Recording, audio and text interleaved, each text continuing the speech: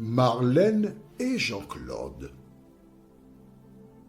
te présentent pour 2026 la série qui s'intitule « Voici, il vient ». Merci pour ta fidélité et que l'Éternel continue de t'éclairer tandis que tu découvres la vérité. Merci de nous recevoir une fois de plus et ensemble, découvrons l'amour de Dieu. Notre thème de ce jour est « La femme se leva ». La référence est 2 Rois, chapitre 8, au verset 5. 2 Rois, chapitre 8, le verset 5. Et nous avons une deuxième référence, Romains chapitre 8, verset 28. Romains 8, verset 28. Avant d'aller plus loin, recherchons la présence de l'Éternel à travers la prière. Prions. Notre Seigneur et notre Dieu, nous voici aujourd'hui devant toi pour te louer et te bénir. Nous voici devant toi pour exposer une situation et reconnaître comment toi le Créateur, tu as toujours une solution pour tes enfants. Tandis que nous nous apprêtons à ouvrir le livre, merci de nous diriger et de nous conduire dans toute la vérité, nous t'en prions. Au nom de Jésus et pour ta gloire éternelle. Amen. Rappelle-toi, le prophète Élisée avait dit à cette femme, il y aura une famine pendant 7 années. Alors cherche un lieu où tu vas habiter. Il a clairement indiqué qu'il ne fallait pas rester en Israël. Et il est intéressant de voir que souvent le territoire des Israélites était visité par la famine. Rappelle-toi, lorsque Jacob et ses fils habitaient déjà dans le pays, ils ont laissé ce dernier pour aller en Égypte à cause d'une famine. Cette fois-ci, la femme, elle, se rend chez les Philistins, chez les ennemis d'Israël. Nous n'avons pas abordé cet aspect, nous le faisons maintenant. Pourquoi Dieu a-t-il permis qu'Israël aille en Égypte? C'était pour se révéler. Dieu a permis qu'ils aillent là-bas pour se révéler aux Égyptiens. Pourquoi cette femme de foi est-elle allée chez les Philistins?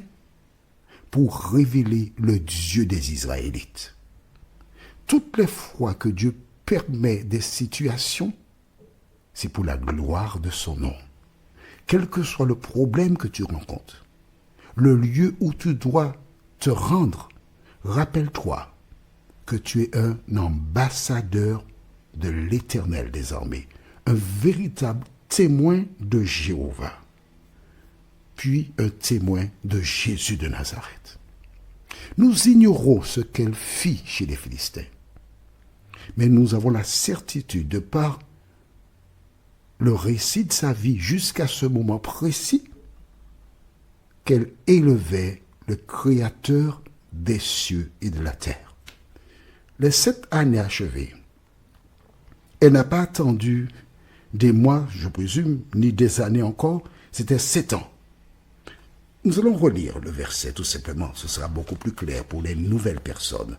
Nous sommes dans le livre de 2 Rois, chapitre 8, le verset 1.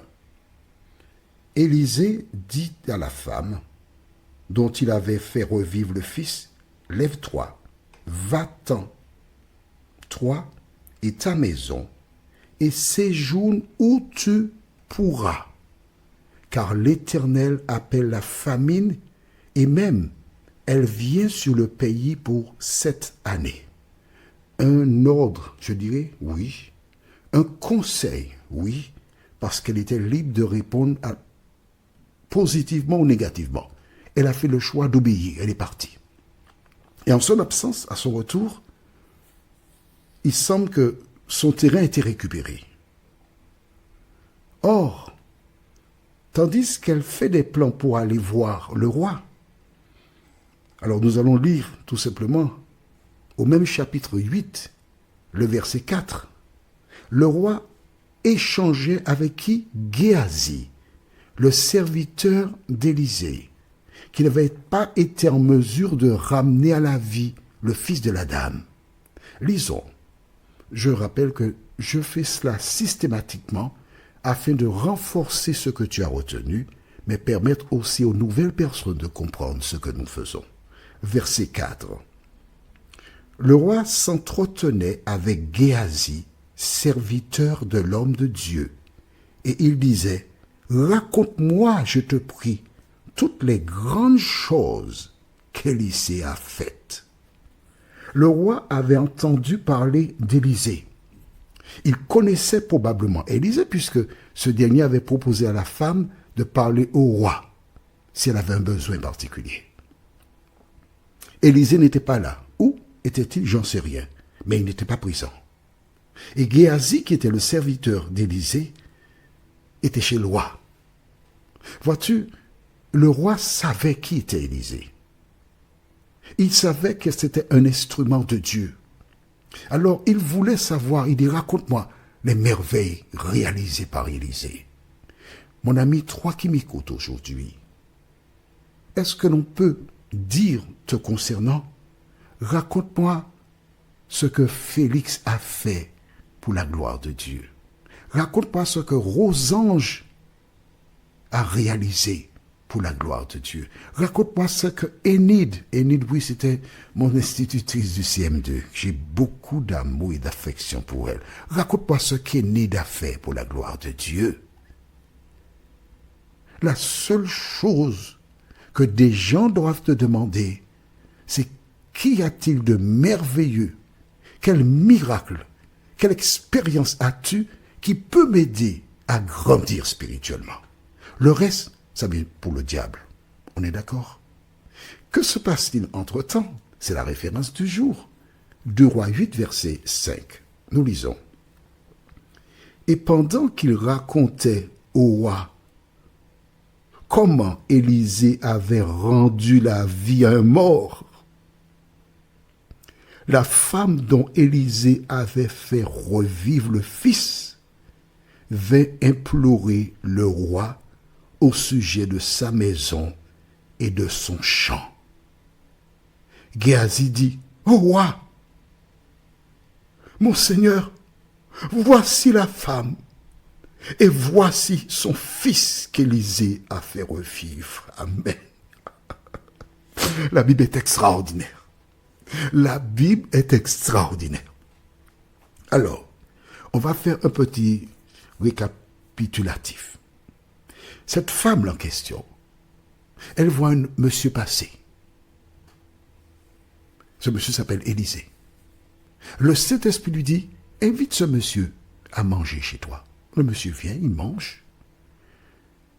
Chemin faisant, elle a la conviction que cet homme est un homme de Dieu. Elle propose à son époux, faisons une petite chambre pour lui. Ça se réalise. Et cet homme, en retour, propose et lui dit, l'année prochaine, à pareille époque, tu auras un fils que tu embrasseras. Ah, que tu embrasseras. Il n'a pas dit tu auras un fils. Mais il a dit un fils que tu embrasseras. Ça veut dire que cet enfant sera tellement choyé qu'elle va le cajoler, elle va l'embrasser. Tu penses bien? Elle avait déjà fait le deuil sur cette affaire. Mais l'enfant meurt. Elle va chercher Élisée, qui revient, qui ramène à la vie. Élisée lui dit, pour sauver ta vie ainsi que ta famille, pars, va là où tu pourras. Elle obéit. Et quand elle revient, elle a perdu et sa maison et son champ. Elle ne va pas pleurer pour dire, ah, j'ai écouté Élisée, je ne veux pas Dieu écouter Élisée, je ne veux pas perdre ma maison. Non. Pendant qu'elle rencontre cette difficulté, l'Esprit lui dit, va voir le roi. Et Géasi est en train de parler d'elle au roi. Donc nous pensons que cet enfant qui est mort, on va dire grosso modo, à peu près, il avait 8 ans. Je donne un nom, un âge fictif, je sais pourquoi, tu vas comprendre, fais-moi confiance. Cette année de famine, alors on va dire entre-temps qu'il a grandi, et à l'âge de 12 ans, il y a 7 années de famine. Donc il a à peu près 19 ans, voire 20 ans pour te faire plaisir. Et cette femme est tellement bonne qu'elle ne marche pas sans son fils. À travers une expérience qu'elle a rencontrée, elle a dû raconter à son fils comment Élisée l'avait ressuscité. Et elle a dit à son fils, mon enfant, viens avec moi, nous allons voir le roi. Oh, ce jeune homme est content. Et quand il voit le roi, parce qu'il était avec la maman, Géasi dit, voici la femme et son fils. Tu penses que c'est par hasard? Nous aborderons cet aspect-là lors de notre prochaine étude, dans le livre de 2 Rois chapitre 8 verset 6. Le thème c'est « Depuis le jour ».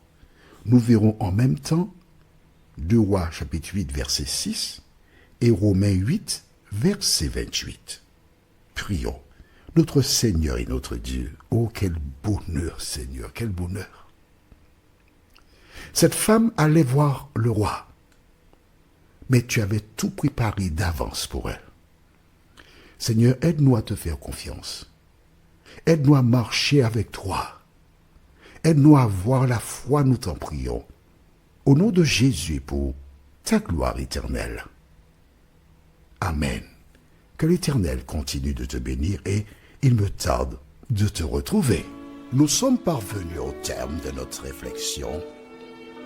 Si d'aventure tu as une question, il te suffit d'envoyer un message par le biais de WhatsApp au numéro suivant, plus 596 696 88 93 93. Et alors Jean-Claude, moi, je me ferai un réel plaisir de répondre à ta question.